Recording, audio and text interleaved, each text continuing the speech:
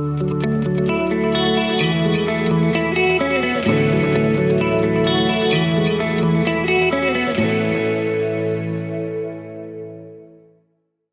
yeah, I'm Michael Klein. I'm an associate professor at Rensselaer Polytechnic Institute. So I'm coming to you from Troy, New York. It's outside of Albany. This is joint work with Yibai Yang, who's at the University of Macau. He's a frequent co-author of mine. All right, so what we've seen over the past several decades, really since the 1990s, is that standards and intellectual property rights protection have become a fixture of the multilateral trade system. So this really began in its modern form with the WTO. As part of its founding framework, it included what's known as the TRIPS agreement.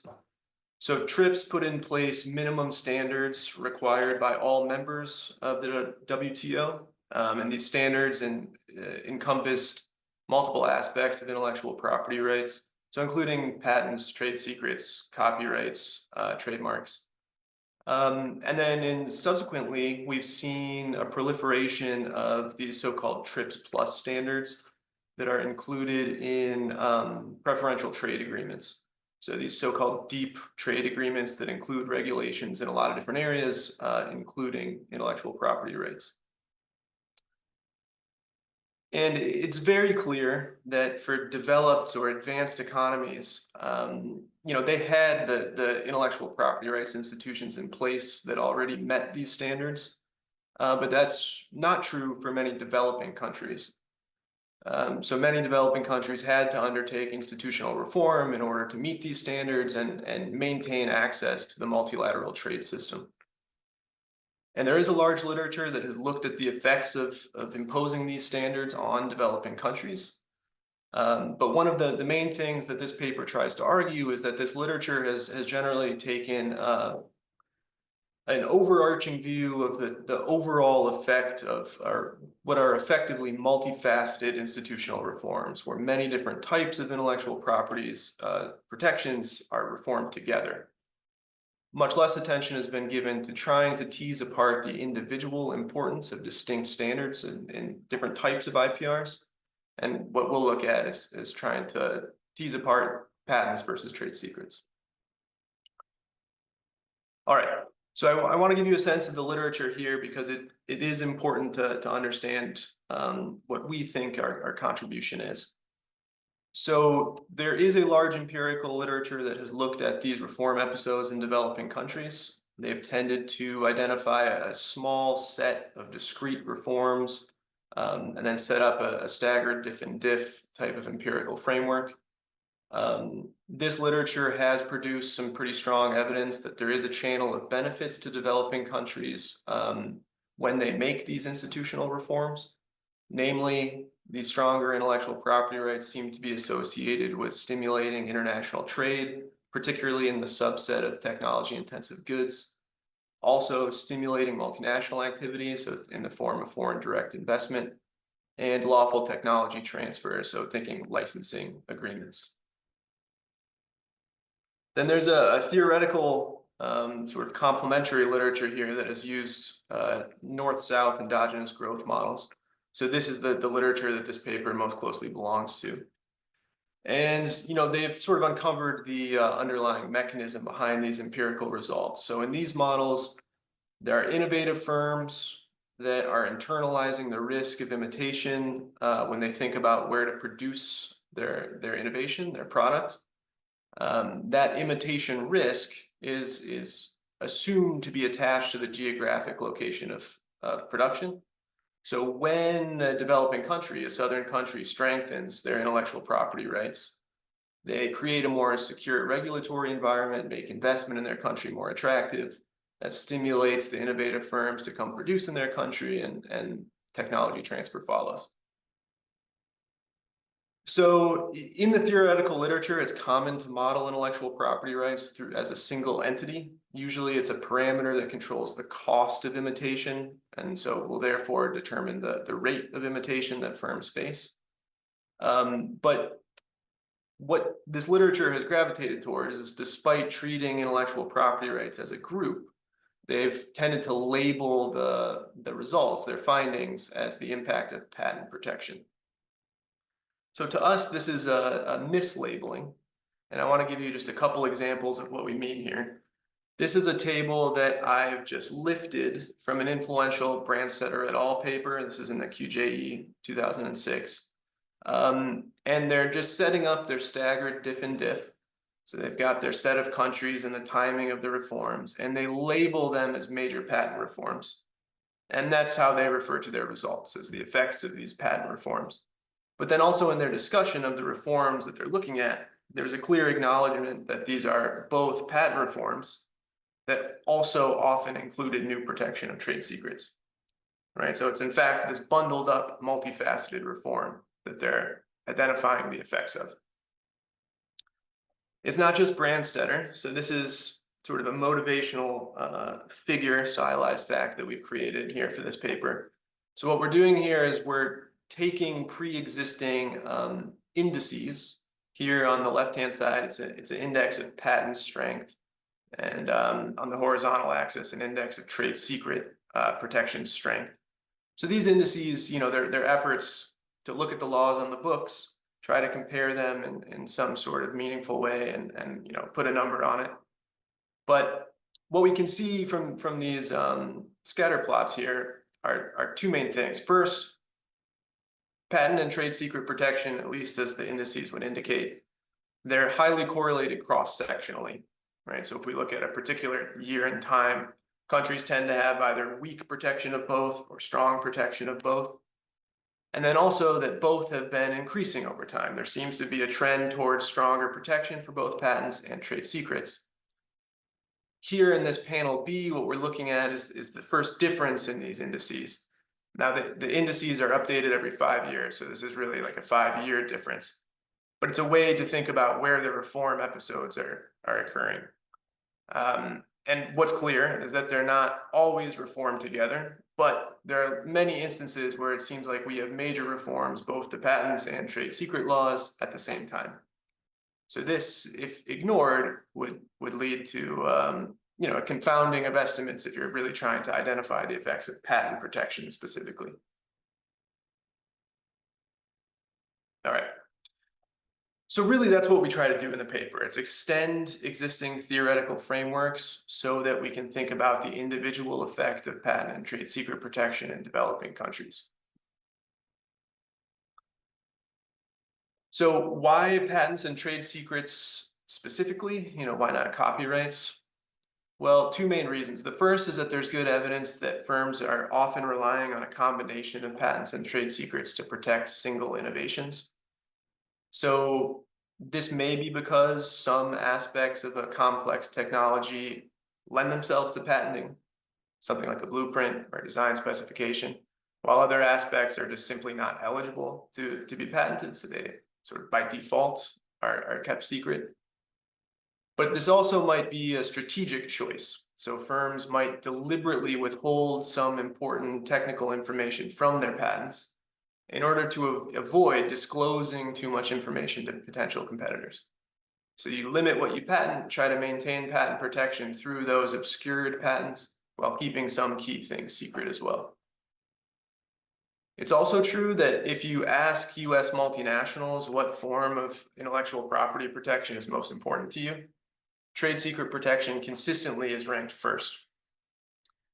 So one reason this may be especially important when we think about foreign direct investment in developing countries is that a major motivation for conducting that foreign direct investment, right, producing in those countries, is to take advantage of relatively cheap labor. But in order to do so, there may be a need to divulge at least some amount of the information that had been previously withheld from patents, right, previously secret technical information, to local employees in order to carry out the production process. And if the regulatory environment is not sufficiently secure, there's a concern that those employees will take that knowledge that they've gained and then go to a competing firm, right? So trade secret misappropriation by current and former employees is one of the top listed concerns for US multinationals. Okay, so What we do is take a general equilibrium endogenous growth framework, sort of off the shelf, and then we extend it by incorporating this endogenous patent secrecy decision. So I'll show you how this will work in a little bit more detail soon. But essentially, we treat a single innovation as a complex object that's composed or comprised of a unit measure of individual components. And then each innovator will choose the proportion of those components they want to patent and the proportion that they'll keep secret. The key differentiator between their patented components and secret components is the way in which that technical information is accessed by potential imitators. So specifically here, we assume that any information that's patented, it's always disclosed publicly, right? So you can always read a firm's patents. So that's independent of the geographic location of production. Imitators, which will originate in the developing South, will be able to access that information. Secret information, though, we'll assume is tied to employment. So secret information is only disclosed to Southern imitators when the innovative firm chooses to produce in the South to take advantage of cheap labor in the South.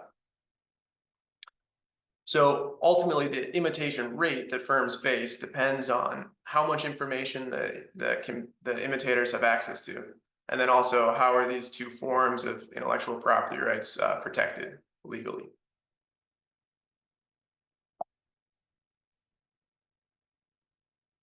So this is a really relatively small change to the framework, but we show that it's enough to generate some pretty different implications than the literature has found when they treat intellectual property protection as a single entity.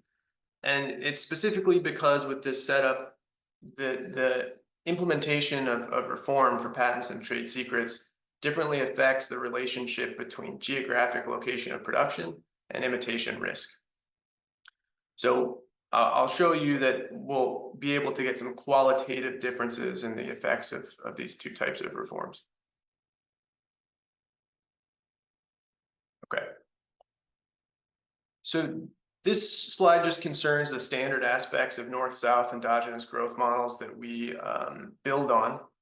So two countries here with fixed populations, so we don't worry about population growth, although one could. Labor is the only factor of production and supplied inelastically. It's just for simplicity. We've got quality ladder endogenous growth in the backgrounds. So we've got a fixed set of structurally identical industries where innovation is happening over time in each industry. We've got stochastic research races sort of in the usual way, governed by free entry in each industry. Innovation occurs only in the North by assumption. That's also standard. And each time a new innovation is produced, it's increasing the quality of that particular industry's good by a fixed step size. Schumpeterian style growth, so we have creative destruction. So each time a new innovation is created, that innovator displaces the old innovator immediately. So all innovation happens in the developed North. All imitation is in the developing South. So implicitly, there's an assumption here that northern firms are bound by perfect intellectual property protection or otherwise are just unable to imitate. So in addition to the patent secrecy endogenous choice, I'll show you, I think, on the next slide, each innovator is also making an endogenous geographic location of production decision. So in particular, they'll be able to choose, do I want to continue to produce in the North? We'll call them a northern leader. Or do I want to shift production into the South? So that's the conducting FDI and become a multinational firm. So they're still owned by agents in the North, but producing in the South. So in the model I'll show you here, we assume that shifting production into the South, that FDI, is instantaneous and costless. That is very much not necessary. So we have a version of the model where it is costly and takes time. So it's a stochastic process. But this version is much simpler and it conveys the key insights of the model. So we stick with this for our baseline. All right. So this then is our addition to the standard framework. So like I said, we'll think of each innovation as comprised of a unit measure of components. And then innovators, as soon as the innovation occurs, will endogenously choose their patent intensity. So we'll take mu to be the proportion of components that are patented, and then the corresponding 1 minus mu that are kept secret. So this decision is going to be governed by the protection function. So this theta is representing here the ability of an innovator to protect against imitation from Southern firms. So we take a CES form here where we have two policy parameters, the gammas. So we've got gamma P, patent protection, augmenting a firm's patent portfolio. This is trade secret protection, gamma S, augmenting the firm's secret components. We have a productivity term, this kappa, which we interpret as capturing the innovation's innate suitability for patenting versus secrecy. So this is a parameter you could imagine adjusting if you wanted to think about cross-industry implications. Right? So some industries may have innovations that are more easily patented than others that would operate through kappa. And then we have the elasticity parameter. So we assume that patents and trade secrets are gross substitutes. So you've got an elasticity of substitution that is at least 1. Okay, so the protection function governs the ability of a firm to protect against imitation, but it also depends on the geographic location of production. So the way that works is through the differences in how secrets are exposed and accessible to Southern imitators. So when a firm produces in the South, this would be an innovator who's decided they want to be a multinational firm, produce in the South to take advantage of cheap Southern labor. They're subject to imperfect and potentially very weak trade secret protection that exists in the South. Right? They're hiring local employees, trade secrets are being exposed through that employment channel. When you choose instead to produce in the North, as you'll see, you have to pay a higher wage, it's more costly, but you're never exposing your trade secrets to potential imitators in the South, so you effectively face perfect trade secret protection. So that means the only channel of imitation that you have to worry about is coming through your publicly disclosed patents. Just mention here that this is sort of a stark assumption that you have perfect protection when you produce in the North. It's not strictly speaking accurate, but it's also not necessary for us. We would just need that you're sufficiently better protected when you're hiring Northern labor, sort of geographically removed from the potential Southern imitators. But again, it's sort of the simplest case is assume the Stark case where it's perfect protection. Okay, what this means immediately here is that we're going to have higher overall protection when we produce in the North, geographically removed from imitators, versus the South. So I'm skipping some of the math details, but I think it's okay because the intuition is pretty straightforward.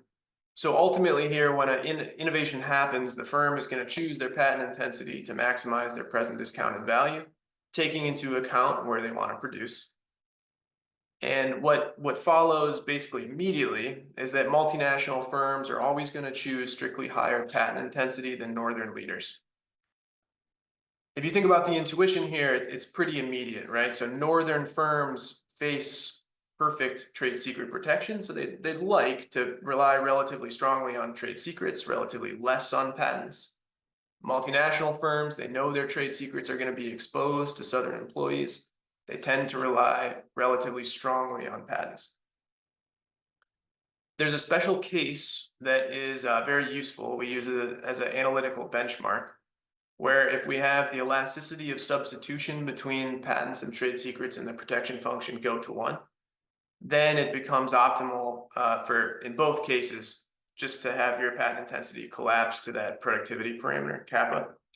So this is sort of like the case where your patenting is entirely dictated just by the innate features of your innovation and the proportion that is suitable for patenting. So yeah, we'll use this again analytically, this special case. All right, to give you a sense of how the equilibrium is going to look in the model. So in the north, you've got labor that's being used for both manufacturing. So anytime there's a northern leader producing in the north, they're hiring labor for manufacturing. And then also for the R&D process. This is a very simple, standard, constant returns to scale R&D process where your instantaneous probability of innovating is just proportional to your R&D employment that you're hiring. Got free entry in the background here, so even without defining all these terms, it's pretty straightforward. So the value, present discounted value of an innovation here, given that you can choose patent intensity optimally, it's got to equal the expected cost of the innovation of actually achieving an innovation here. So it's just the cost parameter times the endogenous wage in the north. They're hiring northern labor. And then our other key equilibrium condition is the FDI condition. So if we let NS denote the measure of industries for which quality leaders want to become multinational firms, so want to produce in the South rather than staying in the North. Because we have costless FDI in the baseline model, any equilibrium where you've got some interior solution for production in the North and the South, firms have to be indifferent about where they produce in equilibrium. Right, so this is that indifference condition. The value having optimized patent intensity in both cases is the same. Now, in the background, right, we have labor markets, endogenous wage adjustment that makes this so. So if there's a particular policy reform as we see that makes producing in the South attractive, then that'll create this inequality. Firms will want to rush into the South. That's going to increase labor demand in the South. And we'll have a wage adjustment, right? Wages will increase until it restores this condition. So we'll get a feel for that later when we do the policy, right? But this is sort of labor market mediated indifference and equilibrium. If we had additional cost to FDI, that would just sort of add on to the condition, right? It would have to be that cost adjusted value of producing in the South equals that in the North. All right, in any case, so we're looking at a balanced growth equilibrium. Key endogenous variables here are going to be the innovation rate that directly determines the economic growth rate. Production decisions, so this is our measure of FDI, how much we're producing in the South. Wages and patent intensities. So I'm not showing you the labor market clearing conditions. They're not particularly complicated or insightful, but yeah, we get them from the labor market clearings, free entry, FDI, and then also patent intensities. All right. So the way we conduct the analysis is sort of in two steps. So we want to think about the individual effect of strengthening patent protection, strengthening trade secret protection, and then we also compare it to the joint effect of strengthening both concurrently. We do that deliberately because strengthening them both concurrently is what we argue that the existing literature has really identified. So we want to show that our model can match those results and then show that we get some interesting action when we just think about changing one or the other. So we're going to do it both through analytical results in the special case. So this is the elasticity going to 1, and you've got the collapsing of patent intensities to this exogenous parameter. And then for the general case where we have variable patent intensity, we'll rely mostly on numerical results. All right. So let me get into a little bit the key analytical results of the paper. So this again is concerning the special case of the elasticity of substitution going to 1. And we're talking about the effects of strengthening trade secret protection only individually. So here we get an increase in the Southern wage. That's indicative of an increase in the demand for labor in the South, a decrease of the Northern wage rate, so a decrease in labor demand, an increase in the innovation rate, and an increase in our measure of FDI. So this qualitatively looks a lot like the effects that the literature has identified in existing North-South models for thinking about intellectual property rights generally. But we can think about this as a result as a consequence of two effects. The first, the absolute profit effect. right? So when the southern firm or southern country commits to protecting trade secrets, there's a direct profit effect, right? Producing in the South is now more profitable. In equilibrium after adjustment, we're going to get through this decline in the wage rate. We're also going to get increased profits from producing in the North. So we've got absolute profits increasing here. That implies a greater return to R&D, so it's stimulating the ex-ante incentive to invest in innovation. So that's positive innovation effect. Then we have the secondary effect that operates through the labor market. If you have more innovation, more R&D employment, you have less available labor for production in the North. So that tends to push up the measure of firms that are producing in the South. So that's one effect. And then we also have the relative profit effect. So this concerns, okay, what's going on with the relative profit from producing in the South versus the North? Here it's very clear because Northern firms are not subject to this imperfect trade secret protection at all. No matter what gamma S is, they face perfect trade secret protection due to geographic separation. So we get a stronger impact of profits for producing in the South. This makes producing in the South relatively attractive. The direct effect is that firms want to rush in and conduct more FDI. Wages adjust in equilibrium. Secondary effects, here you've got firms leaving the North to go produce in the South. That creates more labor for R&D, tends to push innovation up. So importantly here, we've got two effects, but in the trade secret case, they're operating in the same direction. So we have no ambiguity. Innovation is going to go up. Innovation is going to go up, and also our measure of FDI is going to go up. Now, contrasting that with the patenting case. So this is the same idea. We're just strengthening patent protection here. And I want to highlight here, now we're getting this ambiguous effect for the innovation rate and our measure of FDI.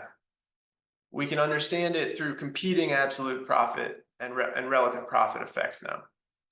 So in terms of absolute profit, same as trade secret protection. You're increasing the return to R&D. That's going to tend to generate an increase in innovation and also FDI. But in the relative profit effect case, we're getting opposite movement. So strengthening patent protection here is exerting a greater change in the profits of Northern firms relative to Southern firms. Mechanically, this is due to the supermodularity of the protection function, so this positive cross partial. But intuitively, what's happening is that patents are the only source of imitation for Northern firms. That's the only way their ideas get imitated, right? Through publicly disclosed patented information.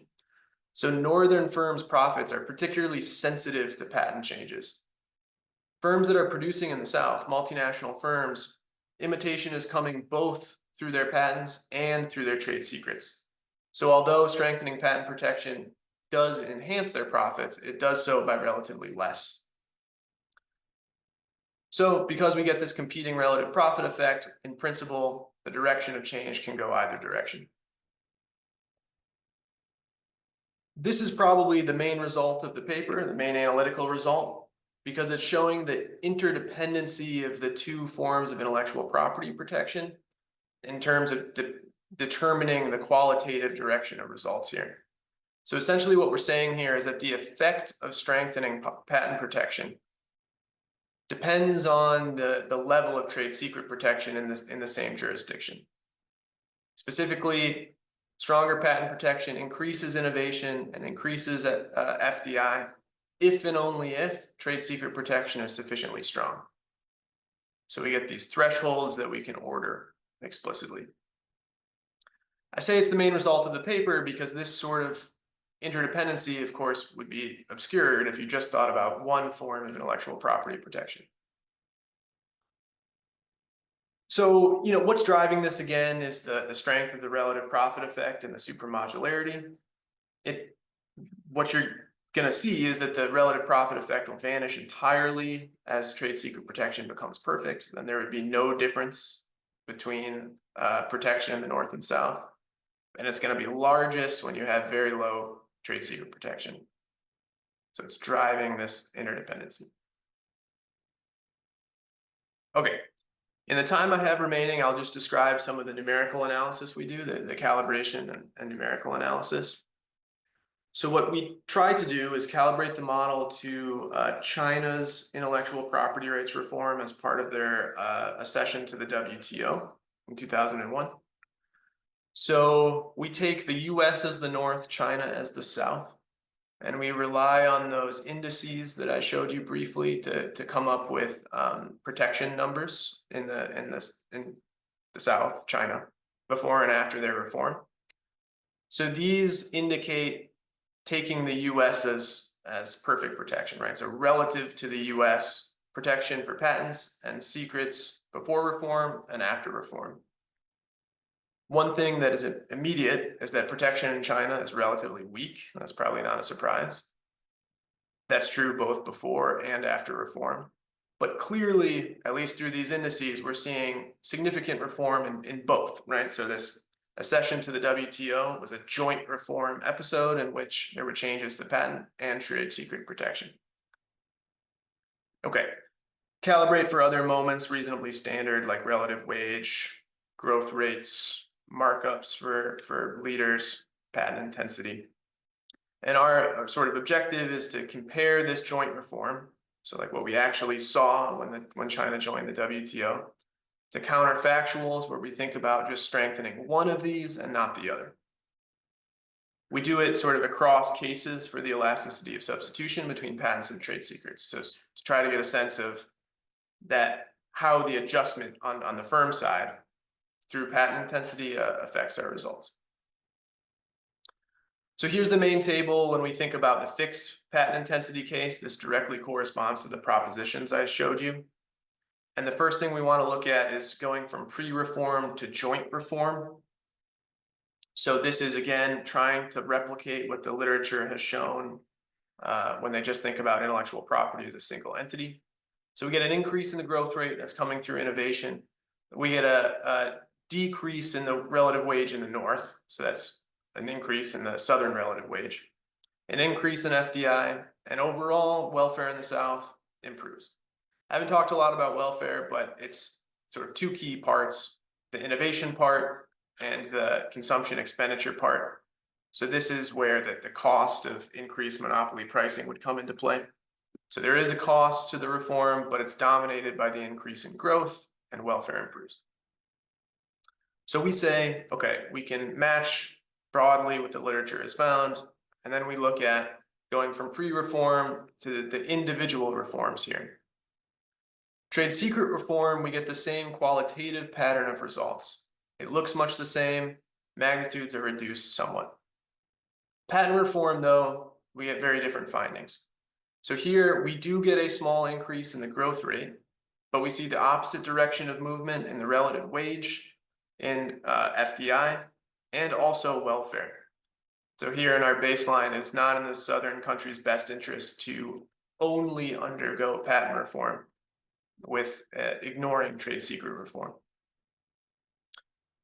So, what's happening here is that interdependency that I mentioned, this is a figure where we're just repeating the patent reform only across different values of trade secret protection.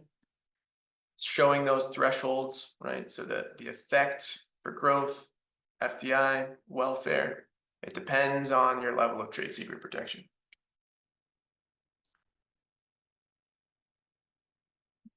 Yeah, so not much time, but this is good. So this is just the same figure where now we're allowing elasticities to be higher. So this is now representing cases where you have more firm level adjustment on their patent intensity. So changing patent intensity to try to maximize protection, given the relative protection of patents and trade secrets, right? Relative gamma S and gamma P. But what I'm trying to get across here is that although we see differences in the magnitude of effects, we see very similar interdependencies between the two protections, right? The effects of patent reform very much depend on the level of trade secret protection in a way that has been under-recognized in the literature. Okay. Yeah, so I think I'll just close by mentioning, that What I've showed you in terms of the calibration and the numerical analysis, I think is best understood as a numerical exercise rather than a quantitative calibration approach. But what it does illustrate here is that there is strong reason to believe that there is some interdependency between these two forms of intellectual property rights that deserves further attention. Okay, so I think that's it for me.